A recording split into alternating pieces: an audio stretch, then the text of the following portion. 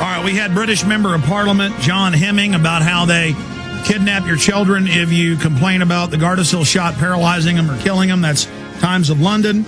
We have Dr. Russell Blaylock, MD, brain surgeon, neurologist, joining us, peer-reviewed, published expert on excitotoxins. And he's also written a detailed analysis of the entire 1,000-plus page bill that I went through the bill myself with his document and found it all to be devastatingly accurate. We've got Manny Badillo, We Are Change New York.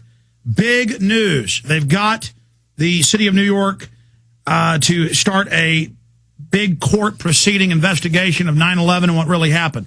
They got 80-plus thousand signatures to do this. He's popping in for about 10 minutes. The Charlie Sheen world-exclusive video message of the president that we're releasing here, asking for an investigation to the president. That's coming up the start of the next hour. And then popping in, historian Webster Tarpley in the last hour to give us his take on all the things that are happening. But I want to play this clip as we go to Dr. Russell Blaylock. This is Obama last night pointing to the Republicans. He aggressively looks at them. He's only about 30 feet away from them. And he says, it's not true that this funds illegals. Well, I've read the subsection. It just changes the name of the illegals. It's got all the interpreters for them. The feds already fund the states to do it with unfunded mandates, but they fund about a third of it. It's all in there about taking over health care. So I want to just have Dr. Russell Blaylock. I'm going to try to just shut up for 15 minutes. We have a airtime with him. And let him just rocket through it. But first I wanted to play this clip because he's calling them liars. Then they dare yell back at him that he's lying. And the media is spinning this in a mass hoax, because here's the headlines. Obama, time for bickering over on health care. It's bickering to question in our republic. You're not supposed to have free speech. The Democratic whip says the Democrats lack the votes. Poll hell, Obama disapproval on health care plummets. Will plan lead to forced unionization of healthcare workers? Yes, it will, under federal control. Flashback, Dems booed Bush during State of the Union. Flashback, Obama accused Bill Clinton of telling bald-faced lies. We have all those clips we're going to be playing. And then CNN spin speech. Poll sampled double the amount of Democrats to claim his polls went up.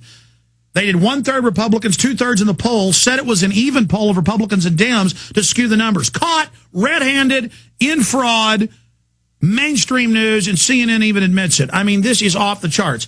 So let's play the clip of Obama, who's done nothing. I've never seen a president. He makes Bill Clinton look truthful. He makes George Bush look truthful, and I hated both of them. Here it is. So those who claim that our reform efforts would ensure illegal immigrants. This, too, is false. The reforms I'm proposing would not apply to those who are here illegally. It's not true. And we already know you're a liar. You said you wouldn't hire lobbyists. That's all you did. You said you were getting the troops out of Iraq. You took 50,000 out of Iraq, put them in Afghanistan, and then put 50,000 more contractors in. A 100,000 increase because they put another 40-plus thousand into Afghanistan, so it's a 90,000 increase. I want to be technical. The issue here is everything he says is a lie. Okay, I'm going to shut up. We got Russell Blaylock here. Sir, you've written a report on this. People can read. Give out your site, the name of the report. It's got it all linked, bibliographed. People can go read it for themselves. Tell us, sir, starting with the illegal alien coverage, what's really going on? Well, what I found interesting in the bill was that they redefined illegal alien. They asked, in it has different things to strike out. To strike out the term illegal alien and redefine it as person in the country illegally. Well, if you allow the person to stay here and work, then according to a legal definition, they're here legally because you haven't expelled them, you haven't arrested them, they're not charged with a crime.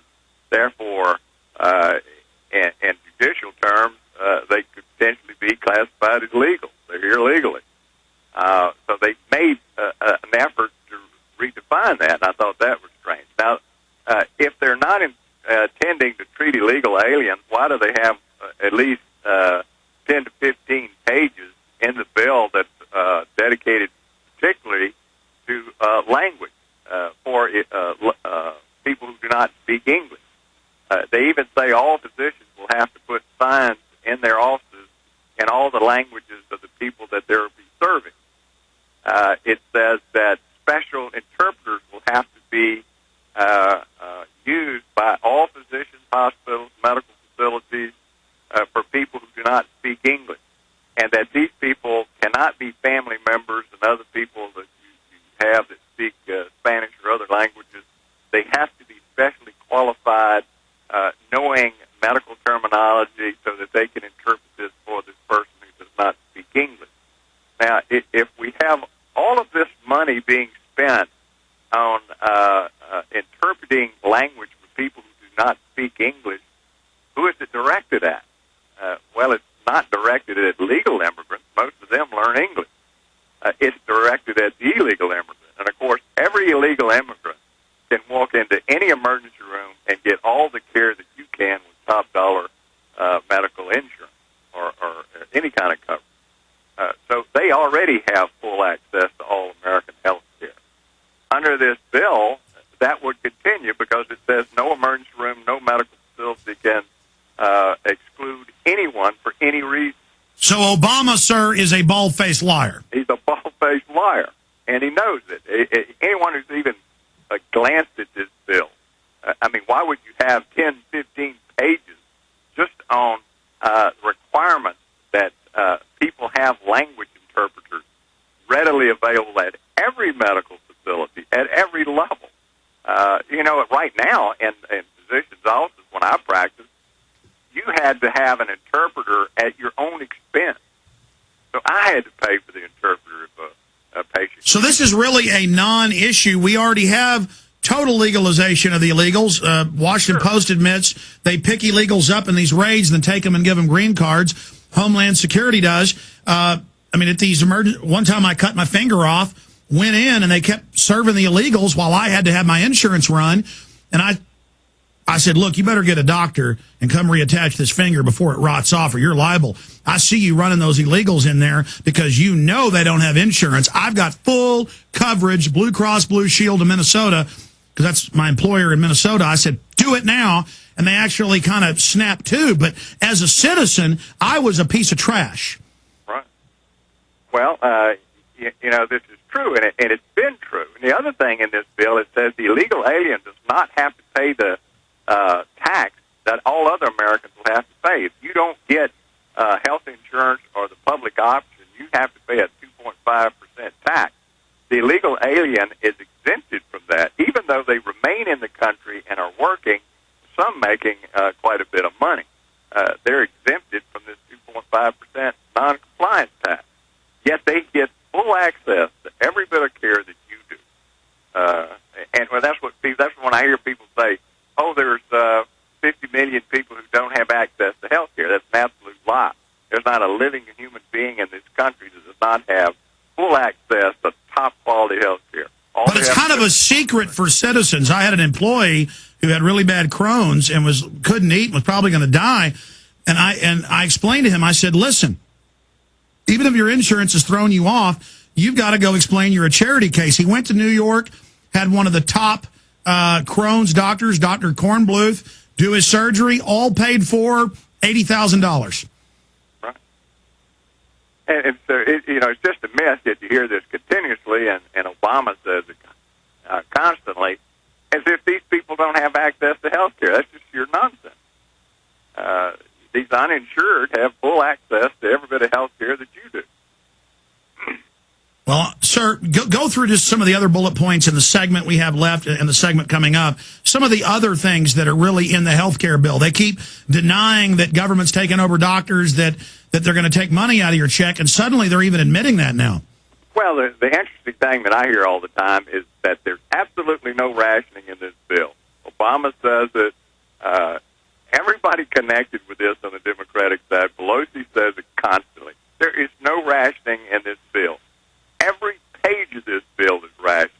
Anyone who has ever even glanced at a socialist system anywhere in the world, intrinsic is severe rationing. As the system gets deeper in debt, the rationing increases. And this is what's scary about this bill. It leaves full discretion to the Secretary of Health and Human Services, which means once the bill's approved, then from then on, she can arrange it document it, change it any way that she wants to, including ratcheting up severe rationing. Now, I just listed some of the rationing things in this bill. For instance, the Secretary of Health and Human Services determines the payment rate for all physicians. All doctors are automatically in the public option unless they opt out, and the Secretary of HHS will determine the opt-out procedure, which may be quite complicated. There are numerous civil penalties all throughout this bill for physicians for overpayment, ER readmissions that are considered by her to be not justifiable, violations of rules, documentation, audits. All of these are just filled with civil penalties against the physician. Well, I can tell you as someone who practiced under Medicare and Medicaid, you're always aware of that, and you tend not to treat patients who are probably going to have you end up in court or end up in prison because you overlooked some rule that you weren't even aware of. And there are literally tens of thousands of rules with every. And so doctors now become file clerks, but then you can bow down and sign in to be a government minion, though, and then they're going to let you do whatever you want. Correct, doctor? Well, you can't do what you want. You're terrified. Every time you treat a patient, you're absolutely terrified that the government is going to come after you and say, you did something wrong according to such and such a rule that you didn't even know existed. Amazing. Stay there, Dr. Blaylock. We'll come back, go through more of the bill. Sir, continue. I know there's hundreds of lies in there, but you were getting into the fact that it gives dictatorial power for the government to do whatever it wants. It's a blank check. Same thing with the gun bills they've introduced. Go ahead, sir. It even says 18 months, a year later, the HHS secretary can write new laws that are covered by this bill, design whole departments, take over medical education in the United States. That's written in the bill, the slow takeover of medical education. Now, doctors used to give away free health care all the time. I've given away at least $1 million worth of health care in my practice. But now it is against the law to give free health care to any medically covered patient by the federal government. That's a crime. So you can no longer do that. So this government saying that they care about people is an absolute lie, and socialists never care about people. In this bill, it says there will be periodic investigations to determine compliance with rules and regulations. Coding, this is the big rationing of care. They created a coding system called DRG, which you code everything you do to a patient, from the most minor thing on, the confusing morass of rules. No one knows how to code properly. But if you miscode, you can go to jail. You can end up with huge fines. Under this bill, it says now codes will be bundled. Therefore, if you get a patient in that has very complex disease and a lot of things wrong with them, instead of getting your coding for each thing that you have to deal with and the amount of time you spend, you just get a lump sum for total treatment of the patient, which means physician pay is going to fall tremendously, so physicians are not going to want to treat the complex cases. And that's just what they want because that's the most expensive care. And by the way, they have national numbers out. Doctors' pay since 75, according to inflation, has been cut by half. So it's the doctors and the physicians that are being screwed, and that's why more and more people, I know Harvard-educated doctors that are in their 10th, 12th, 13th year of practice and still are paying off their bills from education. Now we have a shortage of doctors and nurses and people because folks don't want to put up with this. Well, another big surprise to the physicians and patients is as the physician finds that his reimbursements fall dramatically, he's no longer going to be able to afford his office staff or the upkeep of his office. So the federal government will take over that office. I've seen that happen with managed care. They took over all the physicians' offices. If the wives worked in the office, they fired them and completely took over the physician's office. So what that means, you'll no longer go to this nice doctor's office. You're going to be in some warehouse somewhere with everyone else. Imaging services. They have a whole section on page 274, section 1 through 4, that they're going to change the imaging. That is like MRI scans, CT scans. They have to have 75% utilization or they're going to close them down. What that means is there'll be a long waiting line to use these scanners. You've got to have 50% or less utilization at any one time in order to have access. So that means a lot of people will never get scanned because they'll be waiting in such a long line, and that's what they want.